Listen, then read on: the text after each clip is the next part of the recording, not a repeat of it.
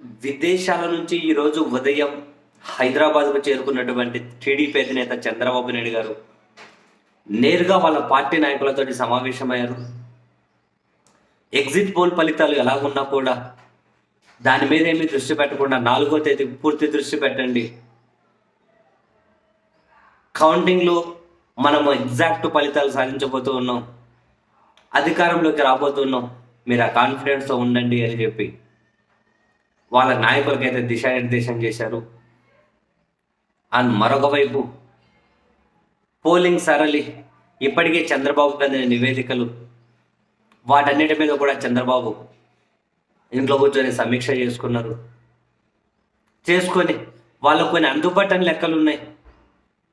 పట్టణాల్లో పోలింగ్ శాతం తగ్గడం, అర్బన్లో తగ్గి సెమీ అర్బన్ గ్రామీణ ప్రాంతాల్లో పోలింగ్ శాతం పెరగడం, ఏ వర్గాల్లో అయితే జగన్మోహన్ రెడ్డి గారికి బాగా పట్టుందని చెప్పి వైసీపీ భావిస్తుందో ఆ వర్గాల్లోనే ఓటు శాతం పెరగడం, 1,64,000 మంది పురుషులు ఓట్లేస్తే 1,69,000 మంది మహిళలు ఓట్లేయడం, ఈ మహిళలు వైసీపీకి ఓటేశారు అని చెప్పి వాళ్ళు దానికి వైసీపీ అకౌంట్ వాళ్ళు క్రియేట్ చేసుకుంటూ ఉండడం, చంద్రబాబులో కూడా ఒక రకమైన గుబుల్ అనేది అయితే డెఫినెట్లీ ఉంది.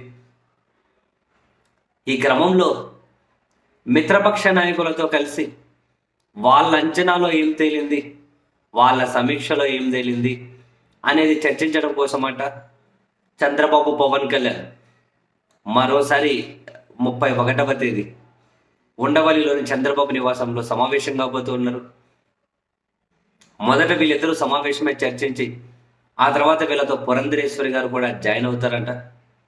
కూటమిలో ఉన్నటువంటి ఈ ముగ్గురు నాయకులు సమావేశమై ఆ తర్వాత పోలింగ్ సరళి అండ్ వీళ్ళకి ఎన్ని సీట్లు రావచ్చు అని చెప్పే అంచనా, ఇవన్నీ మీడియాలో ముఖంగా వివరించుకుంటూనే, మీడియా ముఖంగా వీళ్ళు అడ్రస్ చేసుకుంటూనే ఆ తర్వాత 4వ తేదీ కౌంటింగ్ ఏ విధంగా ఉండాలి, ఎలాంటి భద్రతా చర్యలు తీసుకోవాలి, ఎలక్షన్ కమిషన్ ఏ విధంగా వ్యవహరించాలి, ఈ అన్ని విషయాల మీద ఈ ముగ్గురు నేతలు కూడా మాట్లాడబోతూ ఉన్నారట 31వ తేదీ.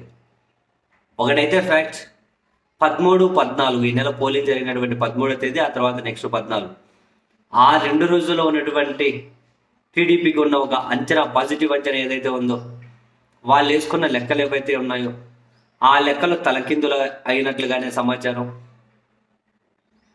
వైసీపీ కాన్ఫిడెన్స్ ఒకటి, వాళ్ళకు పట్టున్న చోట పోలింగ్ శాతం పెరగడం ఒకటి, మహిళల ఓట్లు పెరగడం, ఇవన్నీ అంతు చెప్పకుండా ఉన్నాయి అని కూటమి పక్షాల నాయకులతో కూడా సమావేశమై ఎన్ని సీట్లు రావచ్చు అనే ఒక అంచనాకు వచ్చి తదుపరి కౌంటింగ్ రోజు ఏ విధంగా మనం ముందుకెళ్లాల్సి ఉంటుంది అనే అంశాల మీద కూడా వాళ్ళతో చర్చించుకొని ఇంటర్నల్గా ఎలక్షన్ కమిషన్తో ఇంకెలాంటి సహకారం కావాలి, పోలీసులతో ఎలాంటి సహకారం కావాలి,